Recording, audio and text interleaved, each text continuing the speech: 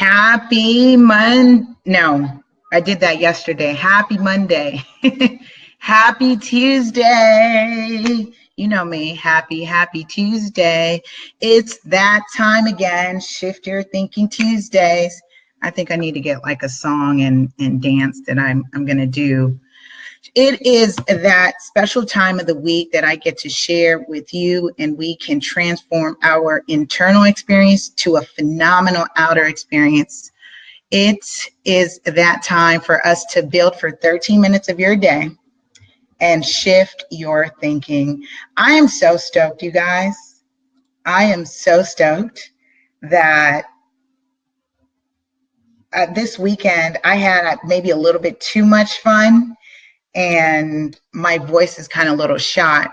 So thank you all who are joining in on the gram. Shout out. I see a lot of folks in the house on the gram and on Facebook. Thanks, you guys. I trust that you guys are having a phenomenal day already. I started doing something new today, which was getting up earlier. And so I think this might work out for me. This topic, we are on episode number 17. If you're new to the Shift Your Thinking series, and forgive me, y'all. I was at an expo, the Real Estate Wealth Expo this weekend, and great information, great energy, fired up. So, this is kind of a little sore. So I'm going to enjoy this topic, and I trust you'll enjoy it too. And I'm calling it, are you developing self, or are you self-centered? Are you developing self, or are you self-centered? Especially when we talk about, especially what this is about, right? This is about personal development. And when I think about what that means, we're doing a lot of this stuff that we can focus to develop self. And as we talk about today's segment, it says growth in one area of our life while the other suffer is not self-development, it's self-centeredness. And I'm not even going to use the word guilty, but I definitely have had imbalance in my life where I have given too much attention to one area of my life and other things have faltered. And so this is a daily practice, right? You guys, the self-centered, you do the morning meditation, you do the reading, you time block is so that you can make sure you're balancing being selfish and developing self. So let's jump right in. And again, we are continuing our series from Shift Your Thinking. This is 200 ways to improve your life. We are on episode number 17. If you received a copy of your book, just drop in the comment and say, yeah, I got my book. Because this is real. I am doing a free book giveaway, and I see some people in the chat box right now that actually have their copy. So thank you guys for supporting. Love you. It says there are many areas of life that need our attention: work, spouse, kids, spirituality, health, friendships, ministry, hobbies, social activities, and fun. Each are living, breathing entities that need an infusion of care every day. Otherwise, they wither and die.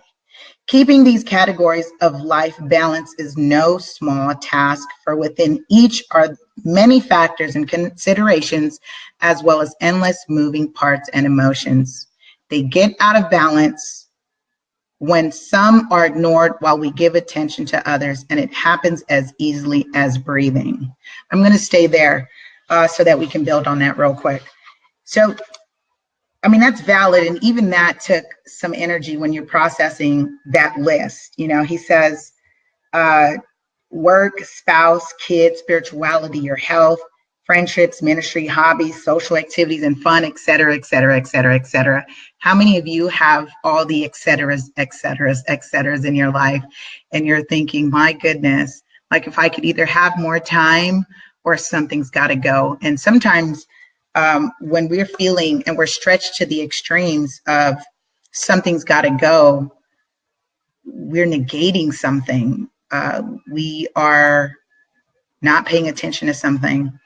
And I know for me, this definitely resonates, especially as I look at my relationships with people that I've had, albeit, former partner, albeit my children, my family. And especially right now where I'm feeling at an amazing time in my life. I'm working on the peak performance, and it's finding that balance to actually time block for the birthday parties. Actually, this just happened yesterday. I came in the office. I was 6 days late in doing my monthly calendar. And if you're a person who wants to be productive and efficient and effective in your life, go check that episode out when we talked about what are you looking for more of to be more enjoyable, effective, or efficient. And as I'm looking to be more efficient, I was time blocking, and I got a message from my aunts who said, hey, we're going to have a birthday party next weekend. And they caught me at a time where my calendar was not done, so it was not filled up. And my calendars really get filled up. Why? Because I'm being intentional in designing my life. Excuse me.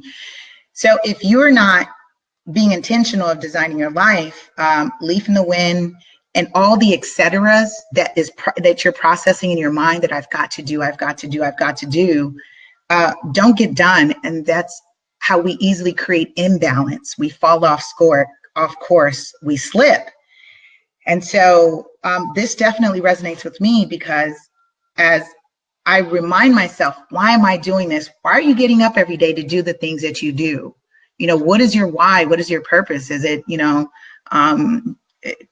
better life so that you can buy another car?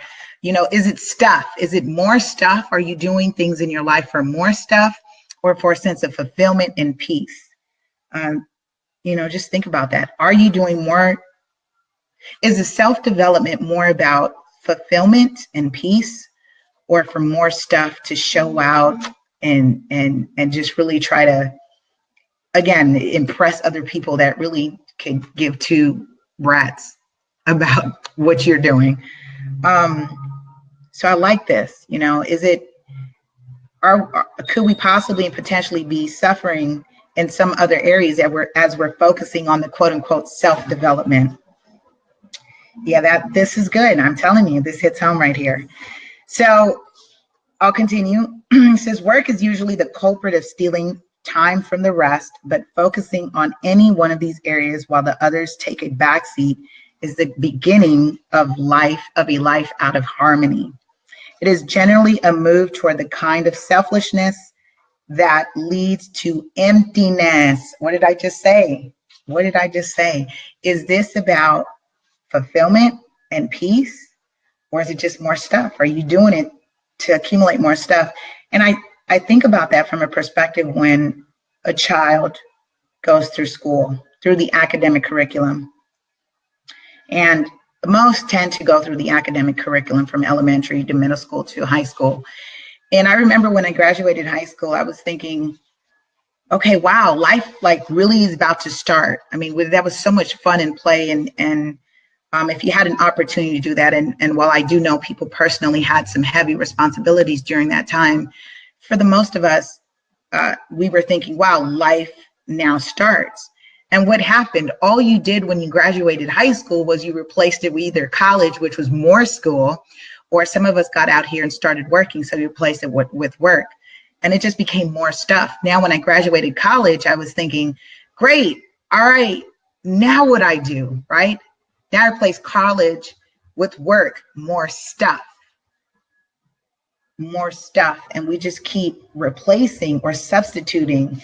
And do we ever really get to a place of peace and self-fulfillment? And I'll share this with you. And this is one of the reasons why I do this as a daily practice for me. And I share it with you because it's practicality at its finest. As you're getting to learn me and build with me and connect with me, I live life in the end. And what that means is I maximize full enjoyment and fulfillment and work ethic and what I'm looking to do every single day, in that present moment. And when I started to live that way, it really opened a door for possibility to just really live life. And I don't know if that resonates with you when I say I live in the end. Why? Because I'm already envisioning, I'm very comfortable with envisioning what the end story would look like, what you may say or think about me, what has the work that I have put forth, will it supersede me? Will it speak for me? And I'm feeling absolutely amazing by that. Why? I just received the confirmation of so every maybe quarterly, 6 months, I revisit who the beneficiaries are on my life insurance policy. And if you don't have one, I recommend you do get one. I don't care how old you are. Have one, get one. It does offer peace of mind, because this is you can change someone's life. Life insurance is love insurance. And one of the things I did was I added Real Estate 100 Youth Foundation as a beneficiary. Why? So that when I die, because the fact is it will happen, that the proceeds will be donated towards the foundation to grow and give life to that and someone else. So as we talk about self-development versus self-centeredness, where are you on that grid? Where are you on that spectrum? Are you focusing on areas of your life so much that you are negating the give back? Are you negating your family time? Are you negating your health? Are you negating spirituality? Because I'm going to be a gym rat and I'm going to get in here and do this and that. But then you're negating the spirituality aspect of it, right? Because you're just so focused on regimen. What about work? You are focusing on peak performance so much that you are negating your health. Are you mindful about, drinking enough water throughout the day, eating more fruits, replacing those snacks that you could sit at your desk all day and eat? So I really appreciate this. I really do, because those are things that I do in examining and self-evaluating myself about where I am on that selfishness or self-centeredness, self-development, self-centered. Where am I on the spectrum? Am I truly developing all of Lisa? Am I truly developing all of myself in doing that? So yeah, I like this. The author continues to say, it is generally moved toward the kind of selfishness that leads to emptiness, right? We tend to migrate towards the things we want to do rather than the things we should be doing. And the result is not a dividend as much as a division. Admittedly, the decision to make sure all areas grow in sync means that all areas will grow a bit slower. And I'm going to leave that there because one of the things that I learned this weekend was grace. And grace was defined for me in a very different way. Grace was defined trusting that the seeds that I have been planting are going to grow. And as the author says, that we're talking about personal self-development versus self-centeredness, right. It is going to take us some time to lose that extra few pounds that we set our goal. It is going to take some time for our bank accounts to grow a little bit more as we're focusing on family. It is going to take us some time for our career to get to where we want it to be as we're focusing on developing our relationships. And that definitely resonates and rings true. I really appreciate hearing that, because for me, one of the things that I learned about grace was trusting. I redefined it, and it has come for me to trust.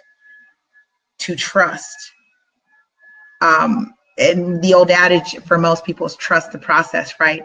You are doing exactly what you should be doing, and you're doing an amazing job at it. You're doing a phenomenal job at it. You're doing a great job at it. Guess what? It's just going to take a little bit of time. So I leave you with that. Where are you on the spectrum of self-development, or is it self-centeredness? Give yourself a little bit of time.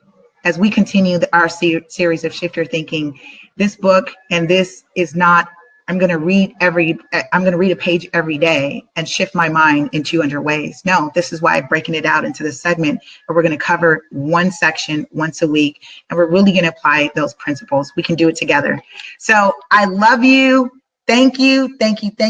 Have a powerful, productive week, you guys. I'll catch you next week. Shift Your Thinking Tuesdays, 8:10 Pacific time. See you next week for episode number 18. Thanks, you guys.